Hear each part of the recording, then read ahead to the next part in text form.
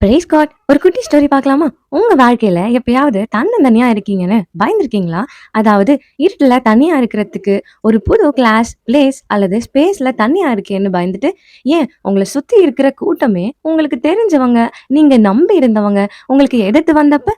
இதே போல தான் வேதத்துல அப்போஸ்தலனாகிய பவுல் இறந்து போனப்ப, அவர் கூட ஊழியம் செய்கிற தீமோத்தேயு தனியா இருந்தாருன்னு பார்க்கலாங்க. இயேசு கிறிஸ்துவ பின்தொடர்ந்தும் தனிமையா உணருவீங்கன்னா, பரிசுத்த ஆவியானவர் உங்க கூடயும் என் கூடயும் இருப்பாருன்னும், நமக்கு உதவி செய்வாருன்னும் நாம நம்பணும். எனக்கு வேதத்துல பிடிச்ச ஒரு வசனத்த சொல்றேங்க. மத்தேயு 7:7, கேளுங்கள் அப்பொழுது உங்களுக்கு கொடுக்கப்படும், தேடுங்கள் அப்பொழுது கண்டடைவீர்கள், தட்டுங்கள் அப்பொழுது உங்களுக்கு திறக்கப்படும். மனுஷரை நம்பி இருக்கிறதுக்கு பதிலா ஏசுப்பாவை நம்பி கேளுங்க. அது கொடுக்காம போயிடுவாரா? இந்த வசனத்தின்படி டெய்லியும் கேட்டு பெற்றுக்கொள்ளுங்க. உங்க வாழ்க்கையின் பாதையில உங்க திசையை திருப்புகிற காரியம் என்னன்னு தெரிஞ்சு அதை ஜெபம் பண்ணி மாத்திக்கோங்க.